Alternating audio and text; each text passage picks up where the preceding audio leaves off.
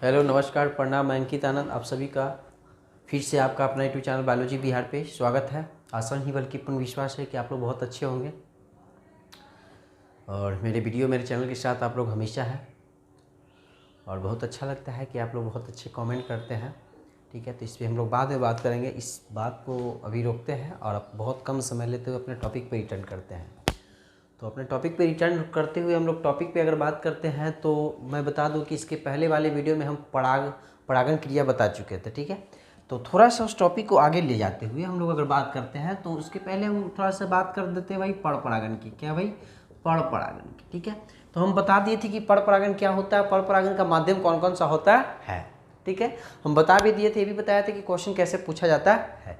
ठीक है, इसमें पर परागण से दो क्वेश्चन और वीवीआई क्या बनता है भाई। उसमें पहला क्वेश्चन आपसे पूछेगा कि पर परागण से होने वाले लाभ को लिखें। होने वाले लाभ को लिखें। पहला क्वेश्चन ये बनाएगा आपसे, गौर से सुनिएगा। ठीक है, बिल्कुल आसान भाषा में बताया जाएगा। ठीक है ना, बस दिल को थाम लीजिए, सांस को रोक लीजिए, आंख को बंद कीजिए और बोर्ड पे देखिए।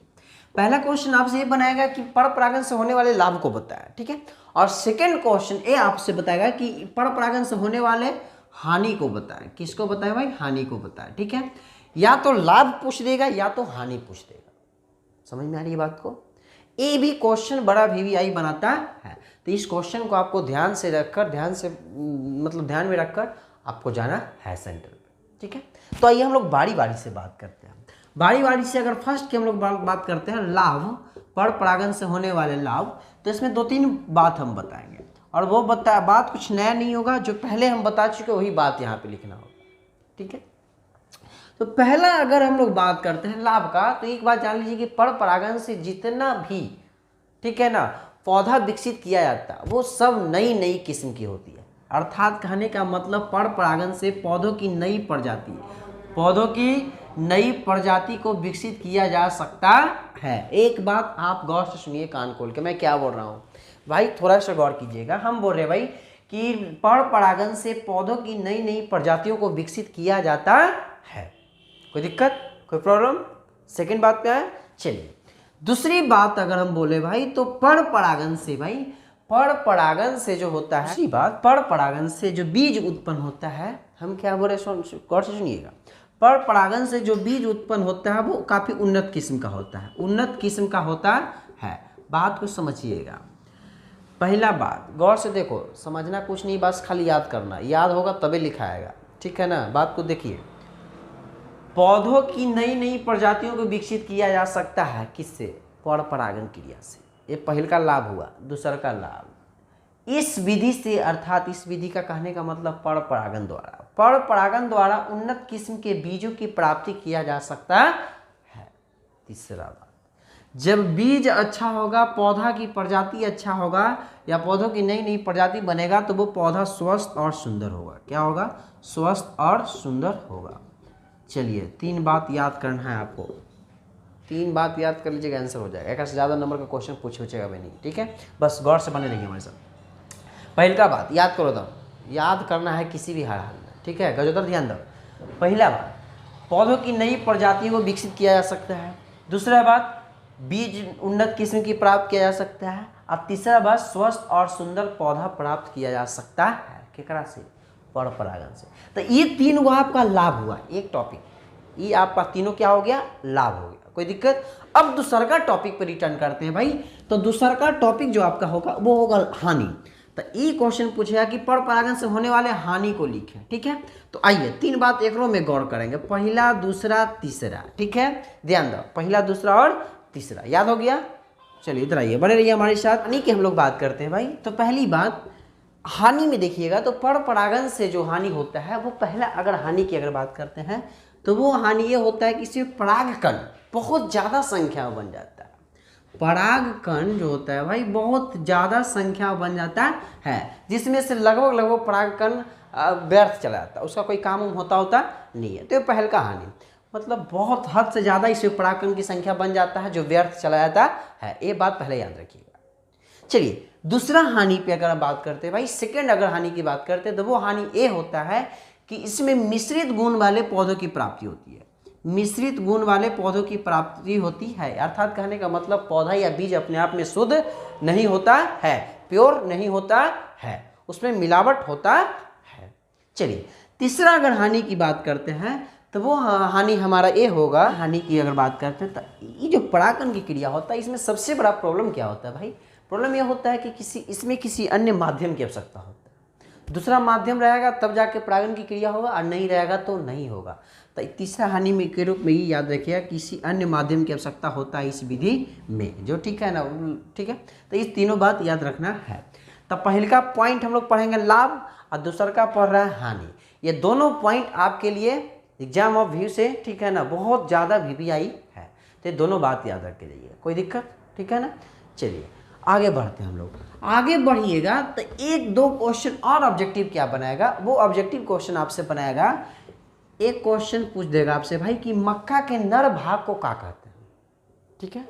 मक्का जो होता है, मक्का का पौधा देखे, वो ऐसे नॉर्मल कंडीशन में फूल के नर भाग को पुमंग कहते हैं और मादा भाग को जंग कहते हैं, लेकिन मक्का का पौधा है उसमें नर भाग को कुछ और नाम दिया गया और मादा भाग को कुछ और नाम दिया गया है। तो ये भी दो क्वेश्चन बहुत ज़्यादा इंपॉर्टेंट है ऑब्जेक्टिव के व्यू से, ठीक है।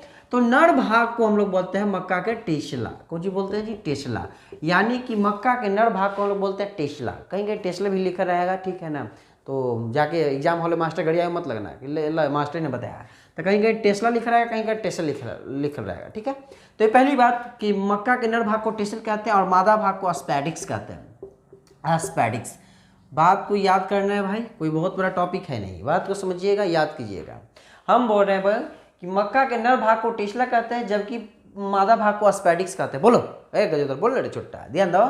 पहला टेस्ला कौची, तब मक्का के नर भाग, मक्का के नर भाग। अब दूसरा एस्पेडिक्स कौची, तब मक्का के मादा भाग। तुमको बात याद हो गया? मक्का के नर भाग को का टेस्ला कहते हैं, मादा भाग को एस्पेडिक्स कहते हैं। कोई दिक्कत? चलिए बहुत अच्छी बात है, आप लोग बहुत बैक टू बैक बोल रहे हैं, तो ठीक है। तो ये था टॉपिक, ठीक है। आगे हम लोग बढ़ते हैं। तो आगे आप लोग बढ़िएगा तो एक टॉपिक आपका होगा द्वितीयक निषेचन। आगे हम लोग टॉपिक पर अगर बात करते हैं तो वो आपका हो जाएगा द्विव निषेचन। कौन जी? द्विव निषेचन, द्विव निषेचन, ठीक है। इंग्लिश से बोलते हैं डबल फर्टिलाइजेशन, डबल फर्टिलाइजेशन। बात पे गौर कीजिएगा, बड़ा VVI पॉइंट है, ठीक है। हाँ मैं बोल रहा हूँ कि कई बार क्वेश्चन ये पूछ चुका है, इसलिए इसको हम VVI बोल रहे हैं, ठीक है। तो इस बात पे गौर कीजिए, द्विव निषेचन। एक बात याद करो, जिस समय हम लोग पढ़ रहे थे पुष्प का नर भाग या मादा भाग, उस समय हम बताए होंगे द्वितीयक केंद्रक। कौन केंद्रक जी? द्वितीयक केंद्रक, ठीक है ना। याद आ रहा है गजोदर? ध्यान दो, याद करो, याद करो तो बातें नहीं याद करता है यार। याद करो द्वितीयक केंद्रक कहाँ पढ़ा के गए थे? कभी हम पढ़ाए थे? हाँ पढ़ाए होंगे, गौर से जाके देखना कॉपी उलट के, ठीक है। द्वितीयक केंद्रक एकरा में मदद करता है, कुछ ही करता है, द्विव निषेचन में मदद करता है। सबसे ज़्यादा रोल अदा करता है तो वो करता है द्वितीयक केंद्रक। कहने का मतलब परिभाषा कैसे हम लिख सकते हैं उस बात पे आइए। द्वितीयक केंद्रक का नर युग्मक से संलयन, नर युग्मक से संलयन, नर युग्मक से संलयन। बात को गौर कीजिएगा, बहुत आसान भाषा में एक लाइन का परिभाषा हम बोल रहे हैं, एक सिंपल परिभाषा कहीं भी नहीं मिलेगा, गौर से देखिएगा। हम बोल रहे भाई द्वितीयक केंद्रक का नर युग्मक से संलयन, डायरेक्ट नर युग्मक जाके एकदम मादा के द्वितीय केंद्रक से जाके मिल गया। कहाँ मिल गया? एकदम बिचवा वाला में जाके मिल गया। समझ में आ रहा है? द्वितीय केंद्रक कहाँ होता है फिगर में बता चुके हैं। जो भी वीडियो नए पे है वो जाके पिछले वीडियो को देखिए, ठीक है। डिस्क्रिप्शन में लिंक है, चैनल पे भी जाके विजिट कीजिए, वहाँ पे आपको कहीं ना कहीं मिल जाएगा।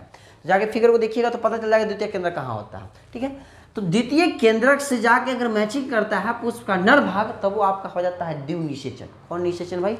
द्विव निषेचन, डबल फर्टिलाइजेशन। याद हुआ? एक बार और बोल रहा है, एक बात कभी उठा के पूछ देंगे, नहीं बताया तो सोच लो क्या स्थिति होगा। ध्यान दो, द्वितीय केंद्रक का संलयन नर युग्मक से होता है। गौर से सुनो, एक फेरा और बोल रहा है, ध्यान दो। द्वितीय केंद्रक का संलयन नर युग्मक से होता है तो वो आपका हो जाता है द्विव निषेचन। कौन निषेचन? द्विव निषेचन। याद हो गया? द्वितीय केंद्रक का संलयन नर युग्मक से होता है तो उसको बोलते का गजोदर बोलो का? द्विव निषेचन। एक दो बात याद रखिएगा। द्विव निषेचन का खोज किया था भाई, खोज किया था 1898 ईस्वी में। 1898 ईस्वी में नवासीन नामक वैज्ञानिक ने किया था। याद करो, ये बात याद करे वाला, एकरा में हम कुछ कर ही ना सकते हैं, तो याद करो। चलो बैक टू बैक बोलो, याद हो जाएगा। द्वीप निषेचन का खोज 1898 ईस्वी में नवासीन, कौन सी थे, नवासीन नामक वैज्ञानिक ने किया था। द्वितीयक केंद्रक का द्वीप निषेचन का खोज 1898 ईस्वी में नवासीन नामक वैज्ञानिक ने किया था। अब ध्यान दे वाला बात का है, तोरा से कहियो ये क्वेश्चन न पूछे कि द्वीप निषेचन का खोज कब हुआ था, दिमाग में बैठा लो, ये तोरा से कहियो ना क्वेश्चन पूछे, इतिहास में आके पूछ देगा। तोरा से ये क्वेश्चन कभी नहीं पूछेगा कि द्वीप निषेचन का खोज कब हुआ था। तोरा से ये क्वेश्चन जरूर पूछेगा कि द्वीप निषेचन का खोज किसने किया था। ऐसा क्वेश्चन कई बार पूछ ले है प्रीवियस ईयर में, जाके क्वेश्चन बैंक उठा के देखो। ये यानी कि ये क्वेश्चन आपके लिए भी आई है कि द्वीप निषेचन का खोज किसने किया, तो नवासीन। कौन किया भाई, नवासीन, अर्थात द्वीप निषेचन का खोज नवासीन किया। ये बात को याद करना है, आप लोगों को दिमाग में बैठा लेना है। कोई दिक्कत, आगे बढ़ी। क्या करो तारा चढ़ा छोटा आंखें में बोल, ध्यान रख के देता रहा। चलिए आगे अगला पॉइंट पे बात करते हैं हम लोग, ठीक है। मेरे ख्याल से हर पॉइंट याद हो रहा होगा, बैक टू बैक बोलेगा तो नहीं याद होगा, चुट्टा सुतर रहता है, वीडियो चालू करके सुतर। अब थोड़ा सा एक पॉइंट पे और गौर कीजिएगा, वो थोड़ा सा छूट गया था बैक, मैंने तो उसको पहले ही पढ़ना चाहिए था हमको। एक टॉपिक आपको पढ़ना क्या है, वो पढ़ना है, कभी कभी क्वेश्चन पूछ देगा भाई कि संख्या के आधार पर, जी के आधार पर, जी संख्या के आधार पर स्त्री केसर को कितने भागों में बांटा गया है, स्त्री केसर को कितने भागों में बांटा गया है। तो याद रखिएगा, संख्या के आधार पर स्त्री केसर को 3 भागों में बांटा। के भागों में, 3 भागों में, पहला, दूसरा, तीसरा। रे ध्यान दो, पहला, दूसरा, तीसरा, ध्यान दो। ध्यान देवे के अलावा कोई रास्ते नहीं है, एनो नंबर ध्यान दो। ध्यान दे वाला ये जाएगा तो ध्यान देते रहना। पहले इधर ध्यान दो, बोल रहे संख्या के आधार पर स्त्री केसर को 3 भागों में बांटा गया। बोलो एक बार, संख्या के आधार पर स्त्री केसर को 3 भागों में बांटा गया, याद हो गया। अब ध्यान दो, पहला को बोलते एक अंडपी, याद हो गया रे, एक अंड, दूसरा का पढ़ा, ध्यान दो। और दूसरा का है द्वीप अंडपी, कौन जी अंडपी जी, दूसरा का है द्वीप अंडपी। और तीसरा का में आ गया बहु अंडपी। ध्यान दो, बड़ी हल्का पॉइंट है, लेकिन हल्के ज़्यादा दुख दर्द देता है रे भाई। हम बोल रहे हैं पहले का एक अंडपी, का हो, पहले का एक अंडपी, दूसरा का द्वीप अंडपी, तीसरा का बहु अंडपी। अब ध्यान दो, याद करो लाइक एकरा में कोई बातें नहीं है, सब का है, सब तो नमे में से स्पष्ट है। जेकरा में एगो, अर्थात कहने का मतलब जेकरा में एगो स्त्री केसर हो, समझ में आ रहा है। अर्थात वैसा पौधा जिसमें केवल और केवल एक स्त्री केसर पाया जाता है, या वैसा पुष्प जिसमें केवल और केवल एक स्त्री केसर पाया जाएगा, ओकरा बोलेंगे एक अंडपी। क्या बोलेंगे, एक अंडपी। अब ध्यान दो, एक हो गया था एक अंडपी, और 2 हो गया था द्वीप अंडपी। अब ध्यान दो, और 2 से जैसे ही बढ़ा भाई, तो वो हो गया आपका बहु अंडपी। का बहु अंडपी। अब भी तो पूछा कि आई सर एको गो न रहेगा तब, अरे छोटा रे, एको न रहेगा तो आप फूल न धरेगा, फल न होगा। फिर समझ में आ रहा बात को, तो बातें खत्म कर दीजिए। तो ध्यान दो, अगर एगो है तो एक अंडपी, 2 है तो द्वीप अंडपी, 2 से अधिक हो गया मतलब बहु अंडपी। अब ध्यान दो, थोड़ा सा क्वेश्चन कैसे पूछेगा। क्वेश्चन थोड़ा सा ये कहिए ना पूछेगा कि एक अंडपी क्या है, बहु अंडपी क्या है, द्वीप अंडपी क्या। अब पूछ दिया तो हम बता देंगे कि याद कर लेगा, ठीक है, नोट्स में सब लिखल है। अब ध्यान दो, क्वेश्चन कैसे पूछेगा वो गौर सुनिएगा। तो क्वेश्चन आपसे ऑब्जेक्टिव पूछेगा, और ऑब्जेक्टिव पूछेगा, और ऑब्जेक्टिव के लिए एग्जाम्पल देगा। कौन देगा, एग्जाम्पल देगा, ठीक है ना। क्वेश्चन देगा कि निम्नलिखित में से कौन एक अंडपी पौधा का उदाहरण है। तो एग्जाम्पल हम बता रहे हैं, तो 4, 2 एकरा में 2 मतलब 5-6 को बताएंगे, वो आपको याद करना होगा, ज़्यादा पूछेगा नहीं, कोई दिक्कत। तो चलिए आइए एग्जाम्पल। एक अंडपी में याद करना है मसूर। मसूर का नाम सुना है, मसूर हो गया, मटर हो गया, आपका चना हो गया। कौन हो गया, चना हो गया। 3 को याद करो। एक अंडपी का हम एग्जाम्पल बता रहे हैं, पहले का मसूर, दूसरा का मटर, तीसरा का चना। एकरा में से कोई एगो आ गया रे भाई, तो मार देना एक अंडपी में। कौन अंडपी में, एक अंडपी में, कोई दिक्कत। अब ध्यान दे, दूसरा का प्या, दूसरा का प्या, आकवन के पौधा देखा, आकवन के, अकवन देखा है, अकवन रे, अकवन ने देखा है, देखा होगा मेरे ख्याल से। तो अकवन जो हो गया, अकवन ये आपका द्विअंडपी में हो गया। कुछ हो गया, अकवन का जो पौधा होता है वो आपका द्विअंडपी में हो जाता है। अब ध्यान दीजिए, सरसों, सरसों का पौधा देखे हो, पपीता, पपीता, ये सब आता है आपका बहुअंडपी के अंतर्गत। तो यही 5-6 को याद कर लीजिएगा एग्जाम्पल, एक से सारा क्वेश्चन आपका बन जाएगा। नहीं बनेगा तो आपको बोलिएगा, ठीक है ना। मेरा गारंटी है, मेरी दावा है, मेरी वादा है आपके साथ कि ऐसा ही कुछ होने वाला है। एक अंडपी का एग्जाम्पल मसूर, मटर, चना, द्विअंडपी का एग्जाम्पल अकवन, बहुअंडपी का एग्जाम्पल सरसों और पपीता। कोई दिक्कत? देख रहे भाई, ये सब बात याद करे वाला है, कुछ ही करला याद करे वाला।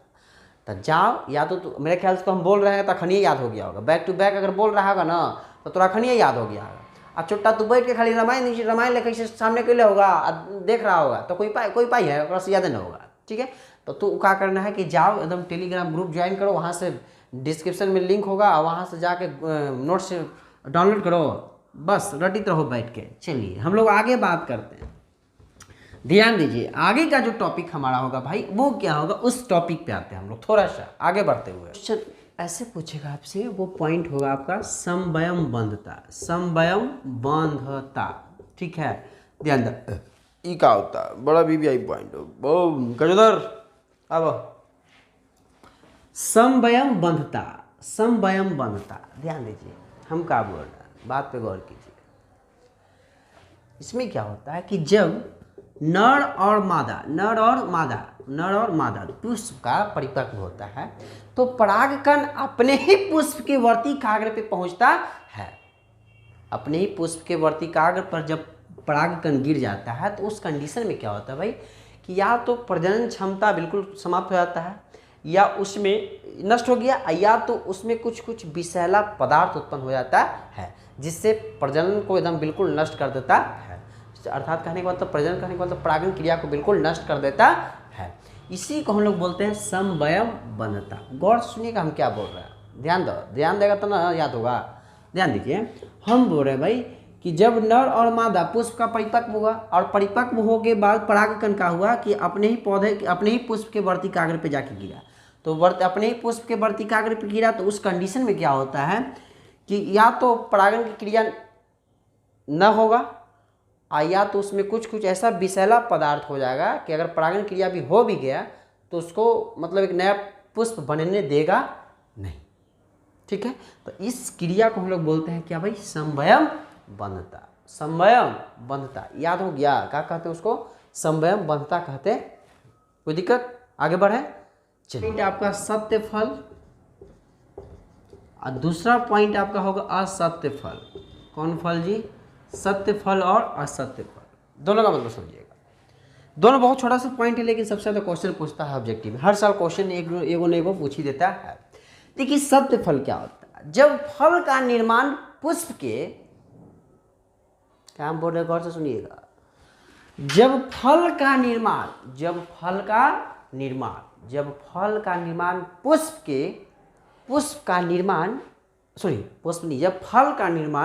पुष्प के अंडाशय से हो। कहाँ से हो? अंडाशय से। कहाँ से रे? अंडाशय से। ध्यान दो, अंडाशय से अगर फल बनेगा तो वो आपका हो जाएगा सत्य फल। कौन फल? सत्य फल। गौर से सुनिए, जब फल का निर्माण पुष्प के अंडाशय से हो तो उसको बोलेंगे सत्य फल, और जब फल का निर्माण अंडाशय से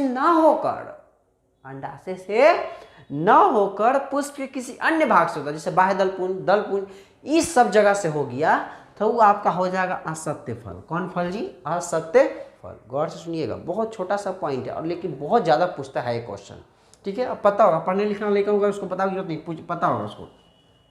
सत्य फल कहने का मतलब पुष्प के अंडाशय से बना था सत्य फल, अंडाशय से न बनकर कहीं अलग मतलब पुष्प के अन्य भाग से हो गया। तो अन्य भाग कहने का मतलब या तो दलपुंज या तो बाह्य दलपुंज या तो कोई और भाग, एक दो और चपका, तो वहां से हुआ तो हो गया आपका असत्य फल। कौन फल? असत्य फल। अब बात को समझिएगा, ये बहुत रेयर केस में क्वेश्चन पूछा है कि सत्य फल किसे कहते हैं और असत्य फल किसे कहते हैं। यह बहुत कम बार क्वेश्चन पूछा। क्वेश्चन आपसे हमेशा ऑब्जेक्टिव पूछता है कि निम्नलिखित में से कौन सत्य फल का उदाहरण है या निम्नलिखित में से कौन असत्य फल का उदाहरण है। तो याद कीजिए, हम पहला एक एग्जाम्पल दे रहे हैं। सत्य फल का अगर एग्जाम्पल की बात कीजिएगा भाई, तो उसमें आपको 2-3 बात याद रखना। कौन कौन बात याद रखना है तो वो गौर से देखो। हो गया जी, टमाटर, अंगूर, आम, ये सब आपका सत्य फल का एग्जाम्पल है। कोई दिक्कत? इसमें अगर बात कीजिएगा असत्य फल में, तो इसमें आपका हो जाएगा सेब, सेब हो जाएगा, काजू हो जाएगा, है ना, सेब हो गया, काजू हो गया, नाशपाती हो गया, नाशपाती हो गया, नाशपाती, ये सब आपका हो जाएगा असत्य फल का एग्जाम्पल है। कोई दिक्कत? मेरे ख्याल से आपको याद हुआ होगा। जैसे याद का वाला पॉइंट है, समझ रहा तो यहाँ समझ गया कि अंडाशय से हुआ था सत्य फल, अंडाशय के अलावा और किसी अन्य भाग से हो गया था सत्य फल। लेकिन हम बोल रहे हैं कि ये क्वेश्चन बहुत कम, लेकिन पढ़ना है, ऐसा नहीं कि जो एग्जाम में आएगा वही पूछना। हो सकता है जो ये भी पूछ देगा तो क्या करेगा, ऐसा नहीं कि जो VBA बता रहे हो खाली पढ़ना है, हर बात को पढ़ना है। लेकिन आपको ध्यान देना है कि इसका एग्जाम्पल 2-3 को लिखा दे रहे हैं, ये सब एग्जाम्पल देना, बाकी इन्होंने किताब वो से देखते रहना है, ठीक है। नहीं तो हम एक PDF लास्ट में नोट्स बना के आपको दे देंगे, ठीक है ना, वहाँ सब्जेक्टिव देख सकते हो, ठीक है। तो एग्जाम्पल याद करना है। सत्य फल में टमाटर हो गया, अंगूर हो गया, आम हो गया। असत्य फल में हम बता रहे हैं सेब हो गया, काजू हो गया और नाशपाती हो गया। कोई दिक्कत? तो ये 2 पॉइंट है जो आपके लिए बड़ी VBA आया था। चलिए आगे आगे हम लोग टॉपिक पे बात करते हैं।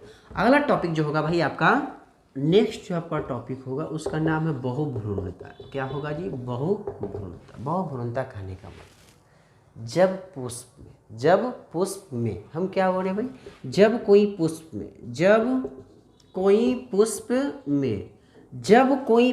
एक से ज़्यादा भ्रूण पाया जाता है, जब किसी पुष्प में एक से ज़्यादा भ्रूण पाया गया तो उसको बोलेंगे बहुभ्रूणता। क्या बोलेंगे भाई? बहुभ्रूणता। गौर से सुनो हम क्या बोल रहे हैं। जब किसी पुष्प में एक से ज़्यादा भ्रूण पाया गया, पुष्प की बात कर रहे हो, पुष्प में एक से ज़्यादा भ्रूण हो गया तो वो आपका हो गया बहुभ्रूणता। अब बोलो क्या है मास्टर, एग्जाम्पल बताओ। तो एग्जाम्पल नींबू, देखिए वो नींबू, ये नींबू जो है वो बहुभ्रूणता का एग्जाम्पल है। तो ये क्वेश्चन याद रखिएगा, बहुभ्रूणता कई बार क्वेश्चन पूछ चुका है, ठीक है, कि बहुभ्रूणता किसे कहते हैं। तो जब कोई पुष्प में एक से ज़्यादा अगर भ्रूण पाया जाता है तो वो आपका हो गया बहुभ्रूणता। याद करो, जब किसी पुष्प में एक से ज़्यादा भ्रूण पाया जाता है तो उसको बोलते हैं बहुभ्रूणता। कोई दिक्कत, कोई प्रॉब्लम? कोई दिक्कत? और बनता है टॉपिक है अनिषेक फलन। क्या फलन हो? अनिषेक फलन। ये भी टॉपिक बड़ा VBA है। अनिषेक फलन क्या होता है, इस बात पे हम लोग बात करते हैं। तो अनिषेक फलन कहने का मतलब बिना निषेचन के जो फल प्राप्त होता है, बिना निषेचन का जो फल प्राप्त होता है। गौर से सुनिएगा हम क्या बोल रहे हैं। हम बोल रहे हैं भाई कि बिना निषेचन का जो फल प्राप्त होता है उसको बोलते हैं हम लोग अनिषेक फलन। क्या बोलते हैं भाई? अनिषेक फलन। बिना निषेचन का जो फल प्राप्त होता है उसको बोलते हैं अनिषेक फलन। कोई दिक्कत, कोई प्रॉब्लम? मेरे ख्याल से याद हो गया। वैसा फल जिसका निर्माण बिना निषेचन का होता है, वैसा फल जिसका निर्माण बिना निषेचन का होता है, वो आपका हो गया अनिषेक फलन। कोई दिक्कत? तो आज बस इतना ही टॉपिक पे हम लोग बात करेंगे, फिर मिलेंगे हम लोग अगले वीडियो के साथ, ठीक है ना। और आशा नहीं बल्कि पूर्ण विश्वास है कि आप लोग जो मैं पढ़ा रहा हूँ बिल्कुल अच्छी तरह से समझ पा रहे हो, ठीक है ना। ऐसा मुझे लग रहा है, अगर नहीं समझते हो तो प्लीज़ कमेंट कीजिए उसको, ठीक है ना, ताकि मैं अपने आप में सुधार कर सकूँ। और बहुत अच्छा लगता है जब आप लोग कमेंट करते हैं। हाँ, कमेंट करने की अगर बात से मुझे एक बात याद है कि एक कमेंट बॉक्स में चंद्रावती देवी के नाम से एक कमेंट आया था। और मैं बता दूं कि वो मेरी मम्मी है, ठीक है ना, हमार माई ही या। और वो कमेंट कर ले रही कि बहुत अच्छा बात। तो इससे बढ़ के कोई मेरे लिए बात नहीं हो सकता है, किसी के लिए भी इससे बढ़ के कोई बात नहीं हो सकता है कि एक माँ मतलब खुद अपने बच्चों की वीडियो देखे और उस पर कुछ रिप्लाई दे। तो बहुत ज़्यादा खुशी मिला, बहुत ज़्यादा अच्छा लगा। और आज मैं अपने मम्मी को, अपने माई को ऑनलाइन प्रणाम करतानी। माई तोहरा के ऐसे तो ऑफलाइन डेली साथी रहल जाला, लेकिन अगर तुम आज वीडियो देखा तारीस तो पैर छू के प्रणाम करतानी ऑनलाइन, ठीक। अच्छा लगता है जब एक माँ कमेंट करता है, ठीक है। तो आप लोग भी इस पर कमेंट कीजिए, ठीक है। वीडियो को बहुत ज़्यादा शेयर कीजिए, ठीक है। और बहुत अच्छा लगा, ठीक है। तो आज बार इतना ही। Okay, thank you, bye.